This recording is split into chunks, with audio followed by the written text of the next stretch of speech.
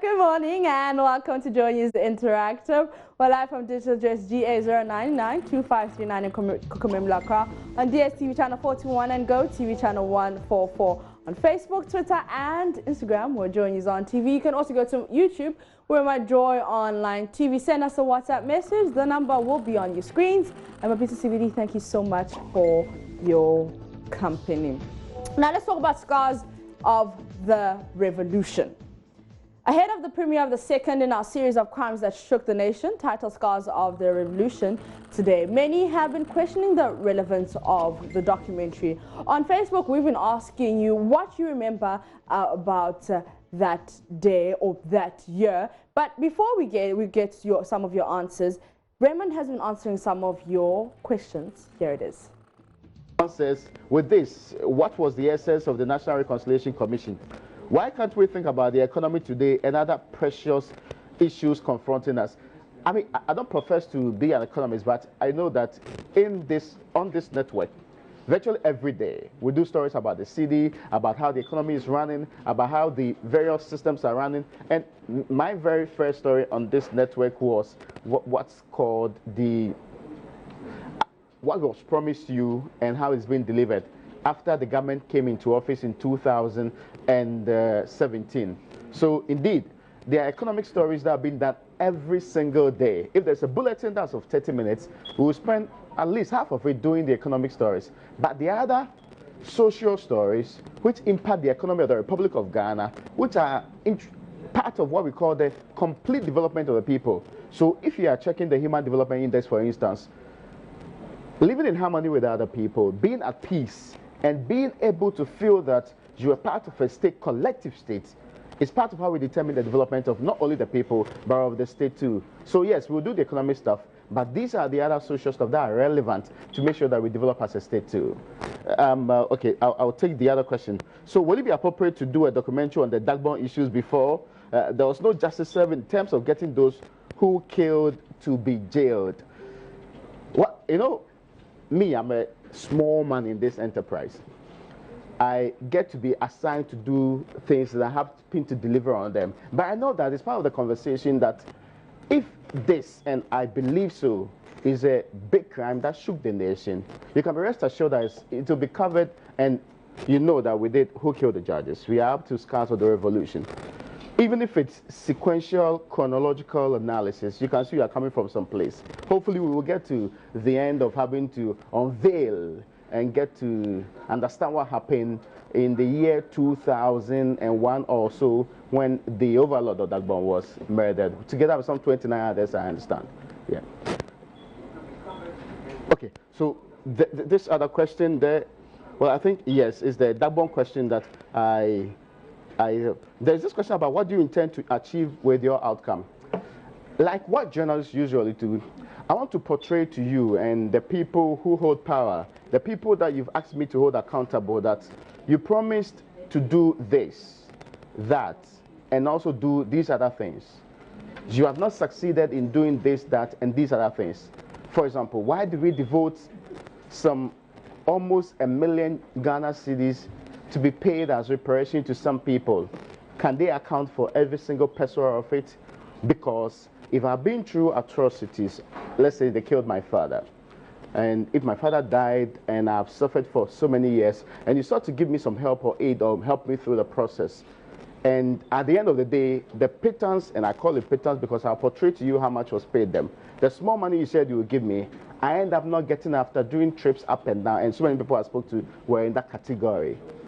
What good have you done to me and to the states? And what happens to accounting for the money? Who should be held responsible for the non-payment to me and other people? So those are the questions that are asked in this documentary. And some of the answers are equally provided to you and other people too. And also very important is, at least, every truth and reconciliation exercise establishes one point: the true records of a nation's history. We'll bring you some of those, and whether today we agree on the true record of the nation's history as is being set out in the many reports that followed the National Reconciliation Commission's exercise. And yeah. Oh, this one says, why is the interview one way? Those who disagree with it and also those who supported it. No. Okay, so maybe from the teasers you've seen, and if you've seen all of the teasers, I'm sure by now you've heard from Kojo Boachijan. He never shied away from being a very important, relevant member of those who engage in June 4th. All right, that's producer of Scars of the Revolution documentary that will be airing tonight at 8 p.m. on all the multimedia channels. You can catch it here on Joy News, DSTV channel 421, Go TV channel 144, also on radio, Joy 99.7 FM.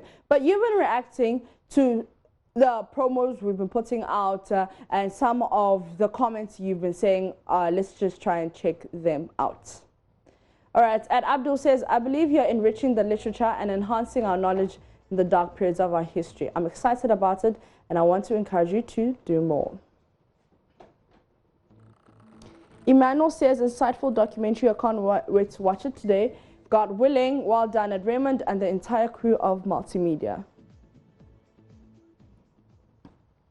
Abdul says, for me, these documentaries from your outfits are novel and fit for purpose. I believe it will ignite a debate like we have witnessed in the last few days between the main actors to help us get at least a closer look to the real picture, maybe different from the historical rhetorics we have always known. Bernard Kujo says, your answers are very awesome, Raymond. God bless you for this documentary. And this one from @AIM Lucas, who says, please ensure tight security for yourself.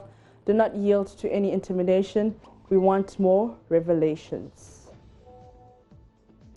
Abdullah Bamba says, you're doing a great good to the youth of Ghana, but Ray, I've watched the previous episodes and also the response from the JJ Rawlings, hence my request of bringing him on record because we are confused.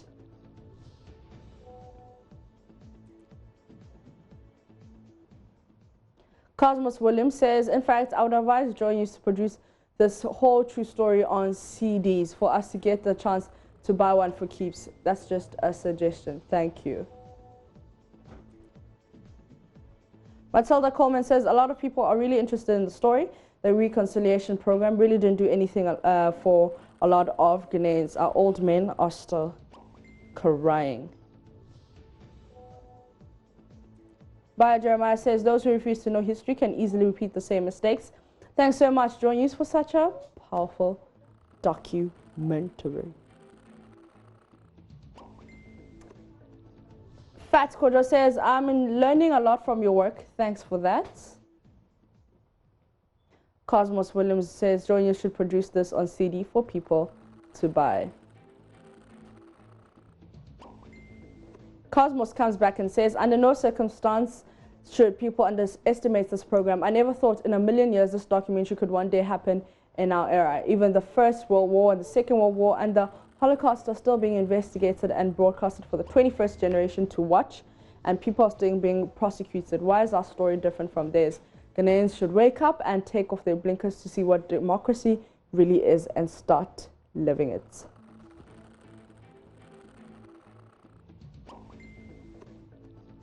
As Salih Abdullah Bamba says, your answers are superb, but try and get JJ Rawlings on record.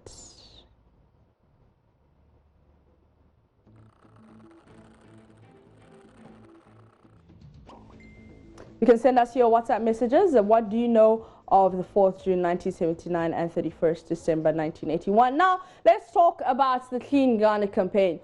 Yesterday, the District Environmental Health Officer for Ebukuma South led a team of inspectors with the Joy Clean Ghana campaign. They closed down a toilet facility and served 8 more warning notices to facility managers for poor hygiene. PSC Safo was on the grounds, and here are some visuals that you might have missed from yesterday's Joy Clean Ghana campaign.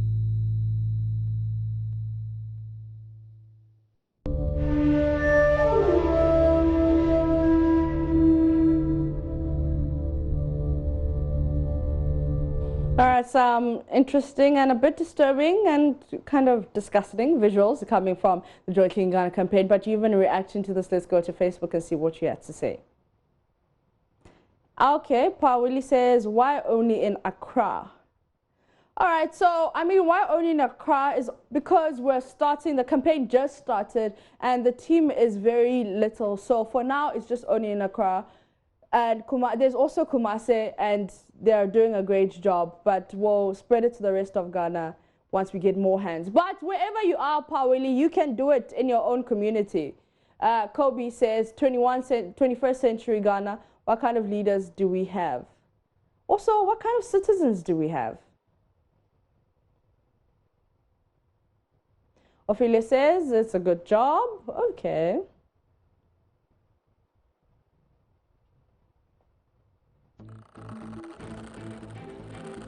This one is from Ed Akrofu, who says, how about visiting homes and sanctioning homeowners who have refused to construct toilets for tenants?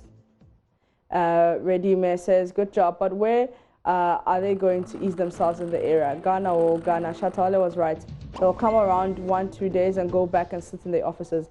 How do you expect the people to take them serious?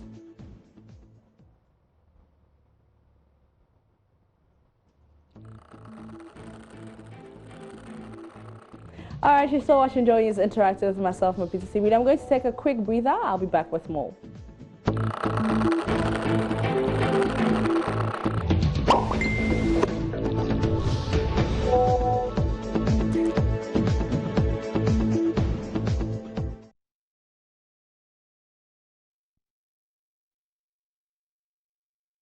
This is Joey is Interactive with myself, Mapita CBD. You know how to join the conversation on Facebook, Twitter, and Instagram. We're Joy News on TV. Now, as the Yuletide approaches, one thing of utmost concern to us is your safety, especially on the roads. That's why together with Guinness Ghana Breweries Limited, we have launched a road safety campaign. Well, we've been at this for the past 6 years. This is the 7th edition, Okay, actually. This took off in 2013. And Guinness Ghana, as you're aware, we're the leading beverage manufacturer in Ghana. And as a corporate responsibility, we have taken up the initiative of ensuring that there's road safety, especially with the use of alcohol. We have that responsibility to sensitize people to drink responsibly. Guinness Ghana also has its mantra to celebrate life every day, everywhere. And we want to do that in a responsible manner. And that's why this collaboration with our road safety institutions and the multimedia group started to ensure that commercial drivers on our road are sensitized about making sure that they're driving safe without the use of alcohol over this period.